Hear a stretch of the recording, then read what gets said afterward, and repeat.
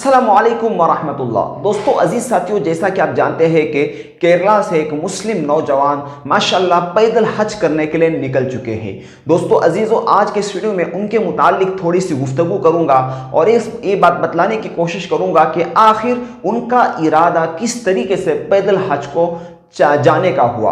दोस्तों अजीज़ों, आपको बतलाते हुए चले कि दरअसल जो शिहाब नामी शख्स है माशाल्लाह जो पैदल हज के लिए चल रहे हैं, इनका जब ये सऊदी अरब के अंदर काम करते थे तो उसी वक्त इन्होंने इरादा किया था। इनके मुतालिक पता चला है कि सऊदी के अंदर काम करते थे और वहीं पर वो जॉब वगैरह करते थे, लेकिन उसी वक्त उनका इरादा था कि मैं एक दिन इंशाल्लाह पैदल हज करने के लिए आऊँगा। तो इसके ताल्लुक से वो काफ़ी परेशान थे। उन्होंने तकरीबन इस प्रोसेस को पूरा करने के लिए उनका 1 साल चला गया, क्योंकि ऐसा तो नहीं है कि अगर किसी को पैदल हज के लिए जाना है और फौरन वो कल का कल निकल चुका, ऐसा नहीं होता।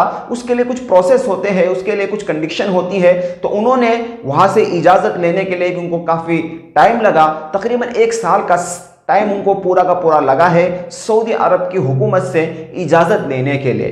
तो दोस्तों जब उन लोगों को सऊदी की जो हुकूमत है उनको पता चला कि शिहाब नामी शख्स पैदल हज को आ रहा है, तो काफ़ी ताजुब हुआ उनको कि पैदल हज किस तरह किया जा सकता है। बिल आखिर उन्होंने इजाज़त दे दी और शिहाब जो है माशाल्लाह उन्होंने सफ़र तय किया।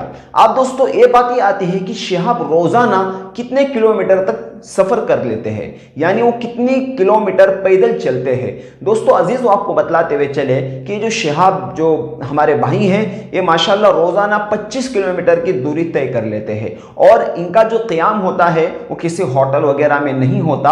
ये मस्जिद के अंदर अपना क़याम कर लेते हैं, फिर दूसरे दिन वहाँ से आगे निकलते हैं। इनके पास कोई रुकने का ठिया वगैरह का कोई सामान भी इनके पास नहीं है, लेकिन उनका ये कहना था कि आगे चलकर जब मेरा सफ़र काफ़ी लंबा हो जाएगा तो उस वक्त मुझे तंबू वगैरह लेना पड़ेगा, यानी जिसके ज़रिए से कहीं पर तंबू लगाकर सोना पड़ेगा, क्योंकि जब आगे रेगिस्तानी इलाके आएंगे तो उस वक्त में वहाँ पर चूँकि कोई मस्जिद भी नहीं होगी तो वहाँ पर क़याम कैसे करेंगे। तो उनका ये कहना था कि मैं तंबू वगैरह खरीद लूँगा ताकि रास्ते में मैं उसको ठोक कर वहाँ पर मैं उसके नीचे आराम वगैरह कर लूँ। दोस्तों आपको बतलाते हुए चले कि शिहाब नामी जो शख्स है इनका जगह जगह पर इस्तकबाल हो रहा है।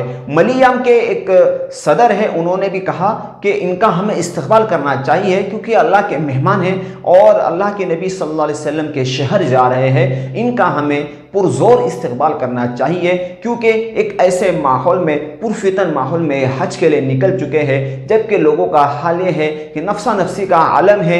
लोग जो है यहाँ पर काफ़ी परेशान है। ऐसे हालात के अंदर इनका पैदल हज के लिए निकलना एक बहुत बड़ी मतलब सादत की बात है। अच्छा, आपको ये बतलाते हुए चले कि 21वीं सदी के पहले मुसलमान हैं जो पैदल हज के लिए जा रहे हैं। शिहाब का कहना यह भी था कि उन्होंने पहले ज़माने के जो लोग थे, पहले ज़माने के जो बुजुर्ग थे, उन्होंने किस्से वगैरह सुन रखे थे कि वो पैदल हज को जाया करते थे, लेकिन उनका ये कहना था कि जिन्होंने किस्से बयान किए हैं वो तो दुनिया से जा चुके, अब हम उनसे उनकी बीती हुई ज़िंदगी की कहानी तो नहीं सुन सकते, लेकिन फिर भी मैंने इरादा किया पैदल हज को जाने का, क्योंकि मेरे माँ की भी ख्वाहिश थी और मेरी माँ की दुआओं का ये वसीला भी है कि मैं पैदल हज को जा रहा हूँ। ये मेरी दिली ख्वाहिश और दिली तमन्ना थी। तो दोस्तों अजीज़ों, उनके लिए दुआ करें कि अल्लाह ताला उनको आफियत के साथ पहुँचाए। आपको बतलाते हुए चले कि शिहाब जो है ये तकरीबन 8600 यानी 8600 किलोमीटर से ज़्यादा की